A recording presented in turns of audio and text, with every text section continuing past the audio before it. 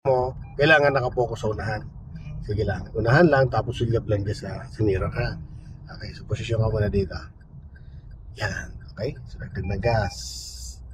Yan. Okay, so posisyon ka muna dito. Yan, posisyon muna tayo. Good. Diretso. May signal ka ng kaliwa. Okay, tapos check. Mayroon sakyan na, no?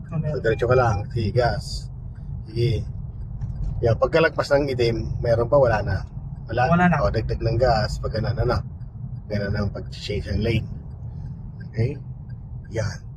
So, dagdag ng gas. Yan muna. Tanggal ang signal pag nakapasok na. Okay? Go. Yan.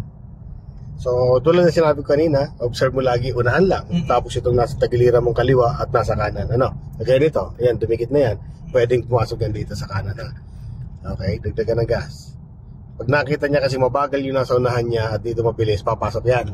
Babantayan mo yun. Ito rin, ito nasa kanan na to. Pag nakita niya walang sakit, mabagal yung nasa unahan niya, papasok yan dito kung mabilis yan to.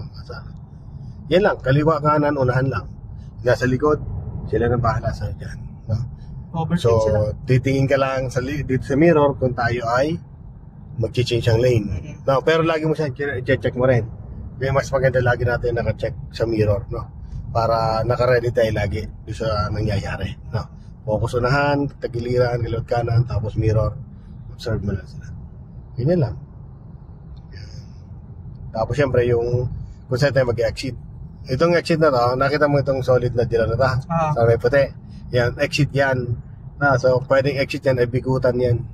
Susunod na exit tayo, doon tayo sa sukat. Doon tayo mag-exit.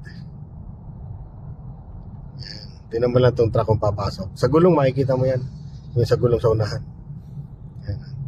Pag yan pumaling na pa ganun, dumidikit na yung gulong niya sa guhit, papasok mo yan. Okay? Basta focus mo unahan lang. Nakita mo namumula mga putan. Pag namumula ang putan yan, nakaapak sa brake yan. Nakaapak.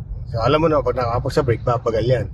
Papagal. So observan mo kung yung paglapit ay medyo mabilis, kailangan mong tanggal ang gas, then position ka sa brake. Ganun lang, tanggal ang gas, position sa brake. Para bumagal ka rin. Tara, okay na yan. So, di mo kailangan na masyadong lagyan ng pressure ng sarili mo. Ang enjoy mo lang yung pagmaneho mo. Unahan lang naman. Nagmotor ka dati? Motor, sir. Oo, marunong pala na magmotor eh. Di ba, anong ginagawa mo sa motor? Pag nakita mo nasa nagbe-brake ka na, di ba? Inaano mo na kagad. Tinatanggal mo ng gas mo. Tinunti-unti ka nagbe-brake. Ganun lang. Okay, so dagdagan ang gas. Ngayon, signal ka po ng kanan.